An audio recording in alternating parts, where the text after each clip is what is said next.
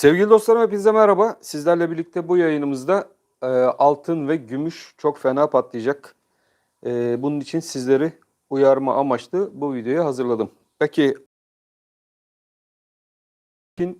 altın ve gümüşte patlama noktası hangi seviyelerden geçecek? Bu video içerisinde sizlerle birlikte bunu burada değerlendirip bulmaya çalışacağız sevgili dostlarım. Bunu neye dayanaraktan söylediğimizle ilgili güzel bir teknik analiz sizlerle birlikte gerçekleştirmeye çalışacağız. Yayınımıza katılan arkadaşlarımızın hepsine buradan tek tek hoş geldiniz diyerekten kanalımıza beğeni atarsak da kanalımız daha fazla arkadaşımıza, daha fazla altın ve gümüş takip eden yatırımcılara ulaşmasını sağlayacaktır. Bu da bizim ve kanalımız açısından iyi olacaktır sevgili dostlarım. Evet, bu arada Ahmet, Serkan, Baki selamlar demiş. Evet, herkese çok çok selamlar arkadaşlar. Hepiniz yayınımıza hoş geldiniz. S166, Xomi, Zafer, evet yayınımıza teker teker arkadaşlarımız da hoş geldi. Evet, biraz altından bahsedelim sevgili dostlarım. Altında özellikle kritik noktalardan geçen seviyeler ve formasyonla ilgili konuşalım. Daha sonra da sorularınıza cevap vermeye çalışalım sevgili dostlarım. Evet, altının onsuyla hemen başlayalım. Gümüş ve altın değerlendirmesi olacak bu videomuz içerisinde. O yüzden dikkatli dinlemekte fayda olacağını düşünmekteyim. Şimdi günlük grafikte altında bizler için arkadaşlar bakın şu 1680'den geçen alan çok önemli bir alan. Çünkü birazdan bu 1680 ve altın ve gümüş tarafında neden patlamalara yol açabileceği ile ilgili bu video içerisinde sizlerle bunu konuşup bulmaya çalışacağız. 1680 seviyesinin önemi altında zaman şu uzun çizgi, bakın şuradaki çizgi ve bu çizgi üzerinde bu seviyenin 1, 2, 3, 4, 5 ve 6 kez denendiğini ve buradaki destek noktasının kırılamadığının bir göstergesi. Yani buradaki destek artık bizler için altın yatırımcısı için özellikle kuvvetli bir destek konumunda geçiyor ve burası da altının onsunu takip eden sevgili dostlarımız için de iyi bir bölge. Bu bölge geçmişe baktığımız zaman kırılmasıyla birlikte yukarı yönlü sert hareketin de özellikle yaşandığı, eskiden direnç olan şimdi ise bir destek konumunu görebilecek olan kuvvetli bir alan, 1680 bölgesinden geçen alan. Şu an itibariyle baktığımızda 1710 dolar seviyelerinde altının onsunda hareketleri sizlerle birlikte takip ediyoruz. Bunun altının onsunda özellikle Fed'in yapacağı faiz arttırımları ve bu faiz arttırımlarından dolayı bir baskılanma süreciyle birlikte altının onsundan 2070 dolar seviyesinden aşağı doğru bu baskıyı sizlerle birlikte yaşadık ve buradan aşağıya doğru altının onsunda bir düzeltme süreci görülmüş durumda ve bu süreci de sizlerle birlikte hala da takip ediyoruz sevgili dostlarım. 2070 seviyesi üzerinden altının onsunda bir düzeltme gelebileceği ile ilgili biliyorsunuz ilk uyarıyı yapan gene Başkan 35 kanalı olarak bizdik. 2070 hedefi ve bu 2070 hedefinden altının ons tarafında bir düzeltme sürecinde düşüncelerimiz mevcuttu ve bu düşüncelerimiz neticesinde de şimdi artık bizler için 1680 dolar seviyesinden geçen alanın 1680 ve 1700 dolar seviyesinin artık bir dip seviye olarak benim açımdan kabul edilir bir bölge olduğu kanaatindeyim. Bu bölgenin daha da aşağı yönlü patlaması ancak 1680 altında kapanışların gelmesiyle mümkün olur. Fakat bu bölge 6-7 kez denenmesine rağmen arkadaşlar kuvvetli bir destek pozisyonunda, Fed'in özellikle yapmış olduğu agresif faiz artışlarına rağmen güzel dayanan ve buradan alımın geldiği bir bölge olarak takip ediyoruz. Şimdi 1680'i haftalık bazdaki grafikte sizlerle birlikte açacağım. Evet, haftalık bazlı grafikte gene açtığımız zaman regresyon kanalımızın tam orta bandından geçen seviye 1680 ve burasının test edildiğini tekrar sizlerle birlikte görüyoruz. Daha öncelerden de bu bölgenin test edildiği ve buradan tekrardan regresyon kanalının üst bandından geçen bölgeye doğru yukarı yönlü hareketlerin görüldüğü ve daha sonrasında da bu kuvvetli direnç bölgesinin tekrar yukarı yönlü kırıldığında yukarı yönlü sert hareketlerin geldiği bir alan. Burası 1680 bölgesinden geçen alan. Yani bu alan kırılmadıkça sevgili dostlarım, şimdi birazdan aylıkta da bunu sizlerle birlikte işleyeceğiz.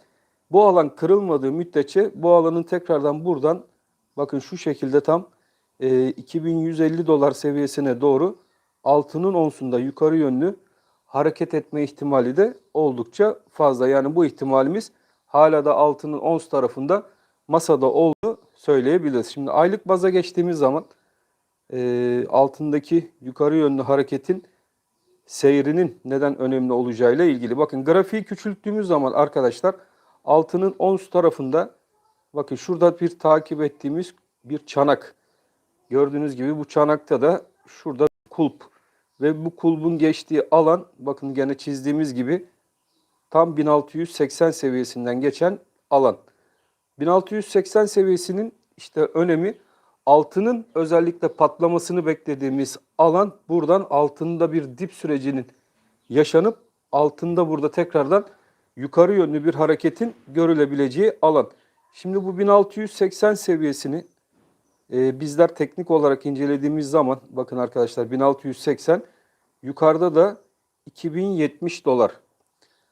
Bu 1680 seviyesi şurası 1680 ve yukarıda da şuradan geçen küçük kulbun geçtiği alan 2070 dolar seviyesi. Şurası 2070 dolar, burası da 1680 dolardan geçen alan. Şimdi bizler burada 1680 320 dolar ve yukarıda da 70 dolar var. 390 takribi olarak 400 dolarlık bir marj var burada.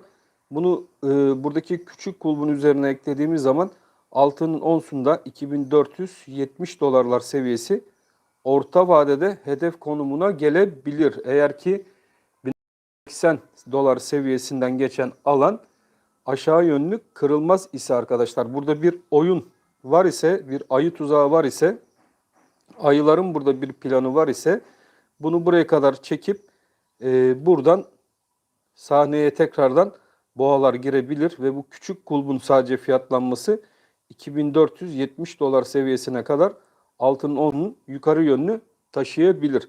Altının onsunda patlama beklentimiz var derken tam buradan geçen seviyeyi sizlerle birlikte kastediyorduk. Bir de bu altında daha uzun vadede arkadaşlar bakın şurada bir çanak ve bu çanağın geçtiği seviye. Biz demin sadece küçük kulbun fiyatlanmasını sizlerle birlikte bulduk. Burada bir de daha uzun vadede altının onsunun gidebileceği bir alan ve bir ana hedef bölgesi mevcut. Buradaki alanda bizler için hesapladığımız zaman altının onsunda bakın aşağıda tam 1060 dolar seviyesi, yukarıda da 2070 dolar seviyesi. Bak şurada hemen bunu çizelim. Şuradan geçen 1060 dolar. Bu aşağıdaki seviye. Yukarıdan geçen seviyemiz ise arkadaşlar 2070 dolar seviyesi.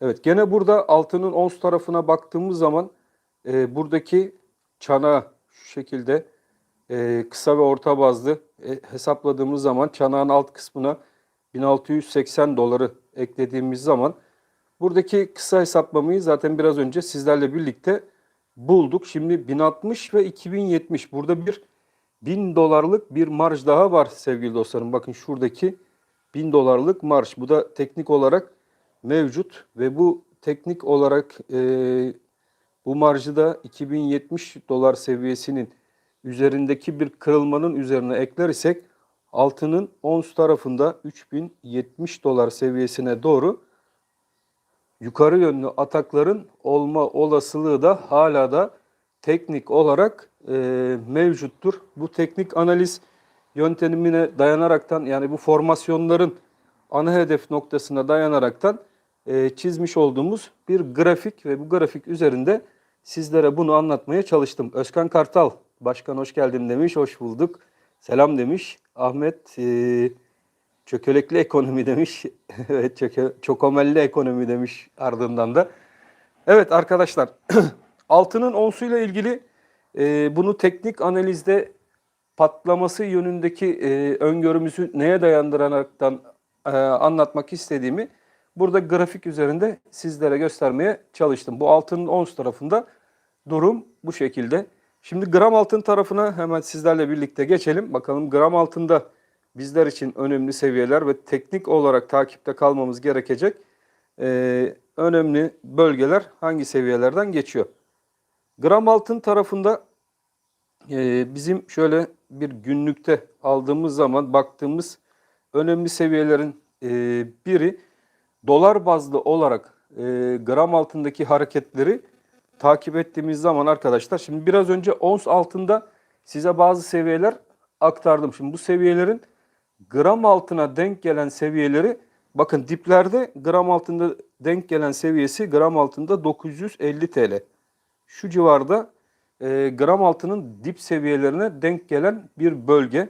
Gram altındaki zaten sıkışma 950 ve şuradaki 985 Türk lirası bantları arasında gelişmesini devam ettiriyor. Burada onsun hareketleri ve doların hareketleri de etkili olacaktır. Yaz mevsimi dolayısıyla arkadaşlar dolarda takip ettiğiniz bir 17.61 şu an direnç olarak gözüküyor. 17.61 direnç, bunu aşabilirse dolarda yön 17 lira 70 kuruş ve 17 lira 80 kuruş civarına doğru yukarı yönlü yatay bir şekilde hareketlerine devam edebilir. Şimdi doları ve ons altın hareketlerini burada sizlerle birlikte incelediğimiz zaman gram altına denk gelen ons altın ve gram altın fiyatının dip seviyesi de bizler için şu an itibariyle 950 Türk lirasına denk gelmekte. Eğer ons tarafında beklentimiz olan sevgili dostlarım bu 1680 dolar seviyesinin altında bir sarkma olmaz ise işte buradan ons altının geri dönüşleri Fed'in 27 Temmuz itibariyle 75 bas puanlık beklentiler doğrultusunda şu an dolar endeksinde bu fiyat ben fiyatlandığını düşünüyorum. Dolar tarafında da fiyatlandığını düşünüyorum. Bunun piyasalara açıklanması eğer ki 100 bas puan altında olur ise arkadaşlar, altında yani 0.75 bas puanlık bir artış olur ise altında bir miktar 1700 dolar ve 1685 dolar civarına doğru bir sarkma ons tarafında yaşayabilir. Bu da gram altında 950 TL'lere denk gelen bir oranı bizlere verebilir. Şimdi burada ons altın ve gümüş tarafının devreye gireceğini ben düşünüyorum. Çünkü Ağustos ayı itibariyle Fed'in başka bir toplantısı yok. Bu faiz arttırımlarının da piyasalarda bir resesyon korkusu olarak algılanması, petrol fiyatlarındaki yukarı yönlü arzın da enflasyonist baskıyı düşürmek yerine daha da arttırmasından kaynaklı olaraktan onstaki hareketlerin artık başlayacağını ben Fed'in bu faiz artışından sonra yukarı yönlü ons taraflarında hareketin başlayabileceğini düşünüyorum sevgili dostlarım. Buradan da ons altının ve gram altının önce biraz bir miktar aşağı yönlü hareket gösterse de tekrar toparlanıp 985 TL civarını ve burayı da kırıp 1020 TL'lere doğru gram altında yukarı yönlü hareketi başlatacağını tahmin ediyorum.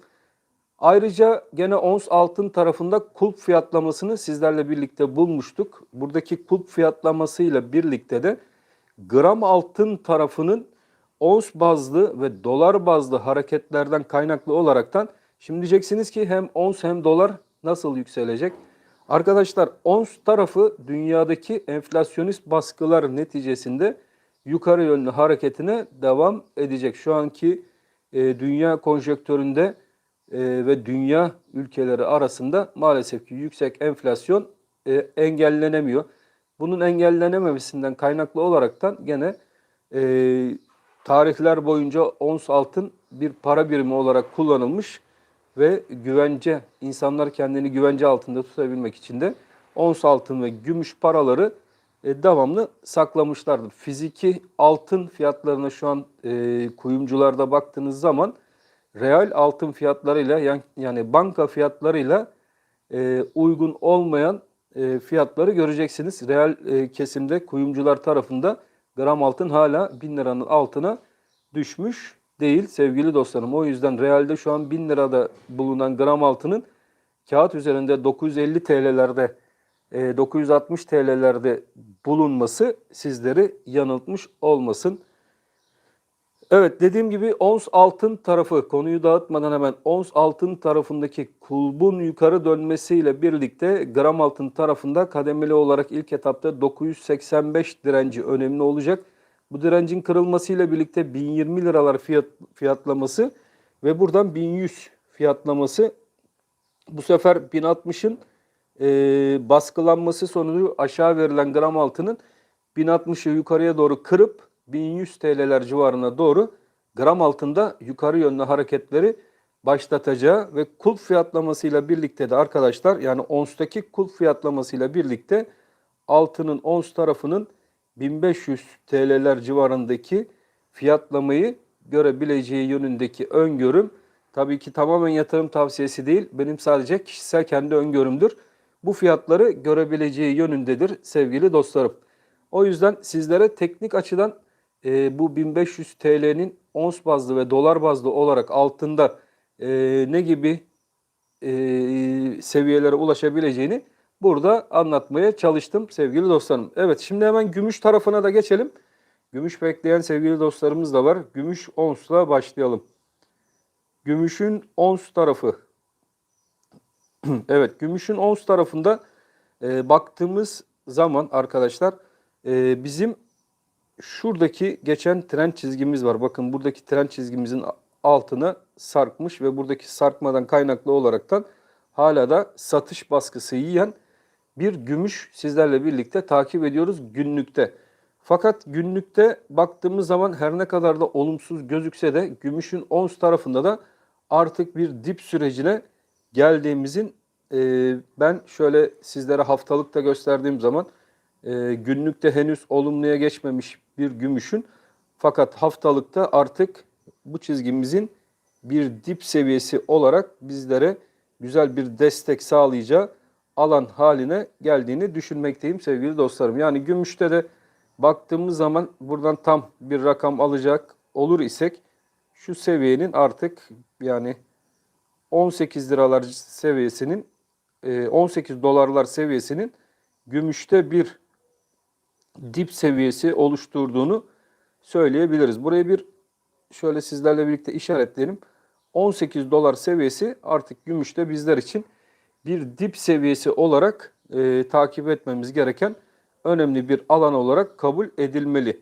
Şimdi buradaki hareketin altının onsuna nazaran arkadaşlar yukarı yönlü dönebileceği en yakın çizgiyi bulabilmek için de şuradan bir trend çizgisi aldığınız zaman, bakın şuradan iki tepeyi birleştirin ve şuradan bir trend çizgisi kendinize belirleyin. Ve buradaki trend çizgisinin geçtiği alan içerisinde bir üçgen oluşumu olduğunu sizler de göreceksiniz. Tam bu üçgen içerisinde gümüşte de arkadaşlar, yani 2 hafta içerisinde burada bir hareket sizlerle birlikte görebiliriz.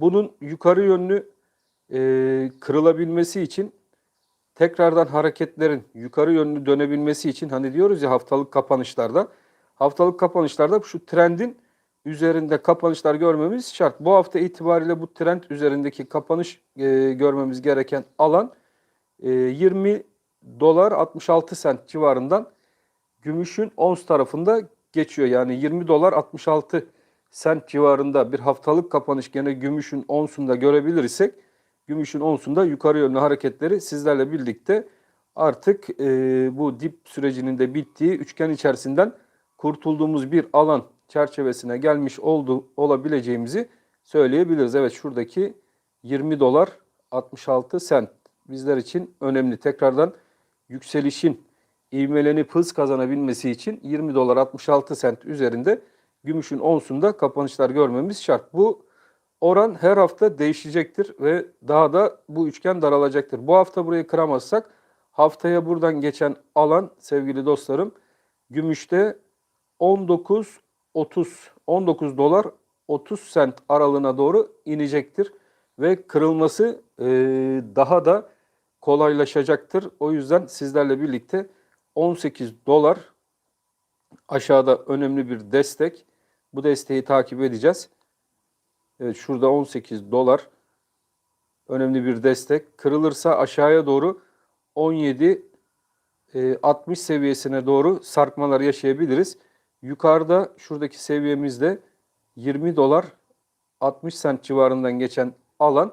Burasının da kırılması bizlere yukarı yönlü hareketin dip çalışması hareketinin artık tamamlandığı anlamını bu hafta itibariyle kazandıracağından dolayı önemli hareketler ve takip edeceğimiz bölgeler arasında olacaktır. Gümüşün onsunu takip eden sevgili dostlarımız için.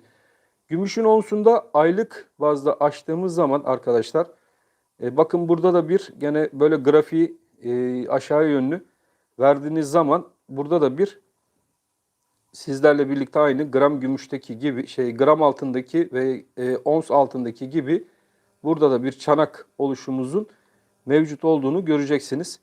Buradaki oluşumumuzda da 18 dolar gene kulp oluşumumuzun geçtiği alan ve yukarıda bu alanın geçtiği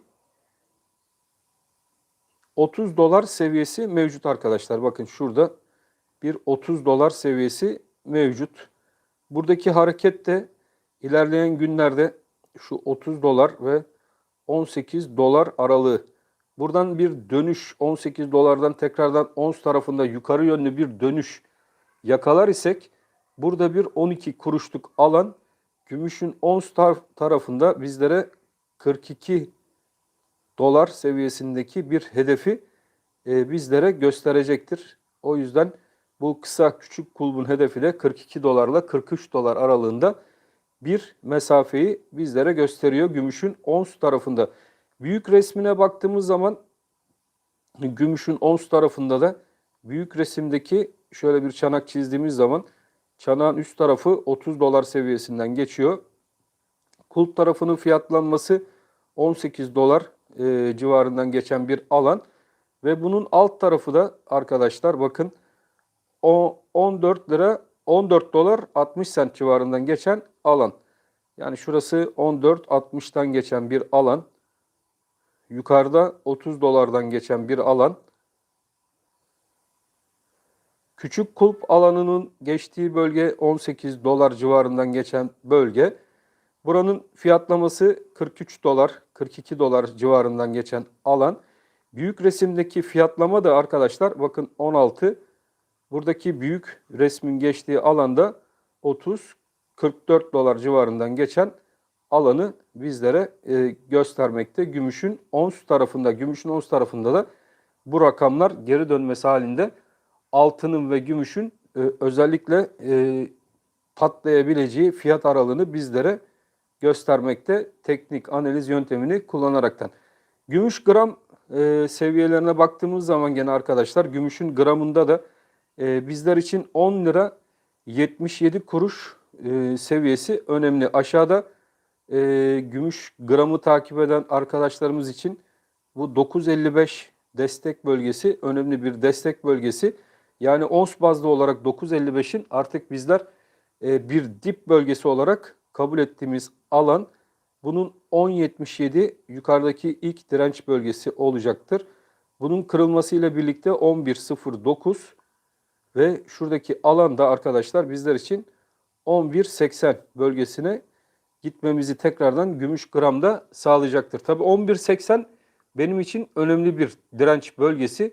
Çünkü bir daha 11.80 direncine gittiğimiz zaman arkadaşlar gümüşün gram tarafında da 13.20'nin çok sert kırıldığı ve bizim kısa vadede beklentimiz olan bu bölge tekrardan bu sefer kırılıp yukarıya yönlü gümüşte 15 TL civarına doğru yukarı yönlü hareketi başlatacak ve gümüşün gram tarafında buradan sonraki süreçte bu izlediğimiz çanak formasyonlarıyla birlikte 17 TL'ler civarına doğru giden sizlerle birlikte bir gümüş gram izleme fırsatımız da olacak sevgili dostlarım. O yüzden sürece baktığımız zaman bu süreç içerisinde hareketlerin ons bazlı ve dolar bazlı olaraktan gümüşte ve altında ne gibi yukarı yönlü sert hareketler yapabileceğini burada teknik olarak sizlerle birlikte inceleme şansımız oldu sevgili dostlarım. Evet, Baki Deveci euro kaçtan aldın demiş. Kemal abisine sormuş. Evet. Levent, gümüşün yeni zirveleri nelerdir demiş. Bunu açıkladım zaten Levent. Burada bulabilirsin gümüşün yeni zirvelerini. 915'ten aldım demiş bugün. Evet, al ve satışlar tamamen sizin kendi inisiyatifinize kalmış bir şey arkadaşlar. Bizim burada alım ve satım yönünde sizleri yönlendirebilmemiz maalesef ki mümkün değil. Bu kararlarınızı tamamen kendiniz vermek zorundasınız. Evet sevgili dostlarım, sizlerle birlikte altın ve gümüşte değerlendirmeler yaptık.